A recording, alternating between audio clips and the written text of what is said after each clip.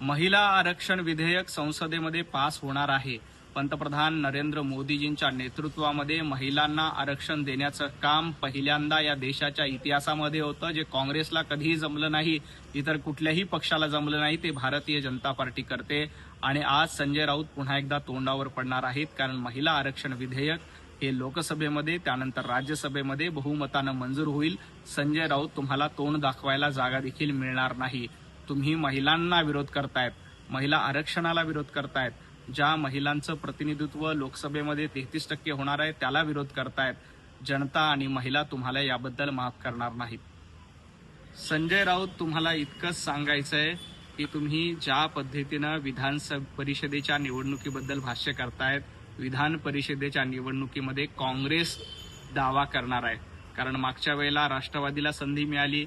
आता विधान परिषदेच्या निवडणुकीमध्ये काँग्रेसला उमेदवारी मिळावी म्हणून हर्षवर्धन सपकाळ प्रयत्न करतायत। त्यामुळे उद्धवजी ठाकरे यांना संधी मिळते का हे देखील बघावं लागेल, कारण विरोधकांचं संख्याबळ फक्त एकाच जाग्यावर विधान परिषदेमध्ये तुमचा उमेदवार निवडून येऊ शकतो।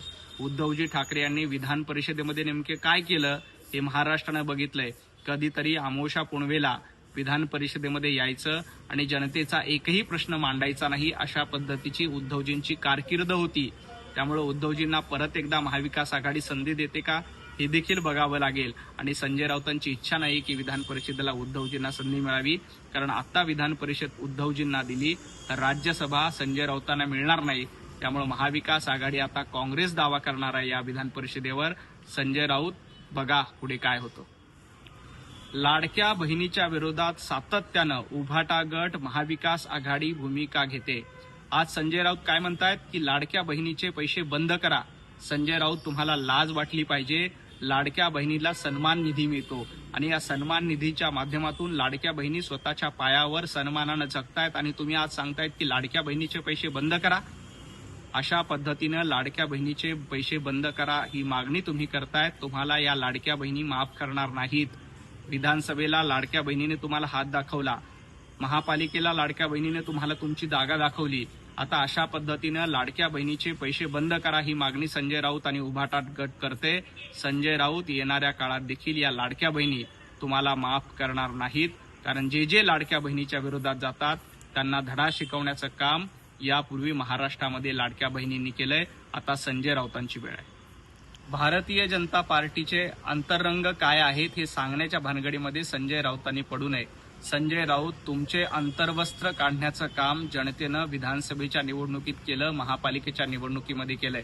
त्यामुळे तुम्हाला अंतर्वस्त्र शिल्लक नाहीत ते बघा। आणि रोज सकाळी उठून 9 वाजता कोण भुंकतंय आणि कोणाला भुंकण्याची जबाबदारी दिली हे महाराष्ट्राने बघितलंय। रोज सकाळी उठायचं, भुंकायचं, विरोधकांवर खालच्या शब्दामध्ये टीका करायची आणि महाराष्ट्राची संस्कृती तळात घालण्याचं काम महाराष्ट्रात त्याची सुरुवात कोणी केलं असेल तर संजय राऊत यांनी केलंय। त्यामुळे अशा पद्धतीनं भारतीय जनता पार्टीवर टीका करणं सोडून द्या। दुबेजी काय बोलले ते संसदेमध्ये राहू द्या आणि तुम्ही रोज उठून सकाळी सकाळी कशा पद्धतीनं भुंकता त्याकडे लक्ष द्या।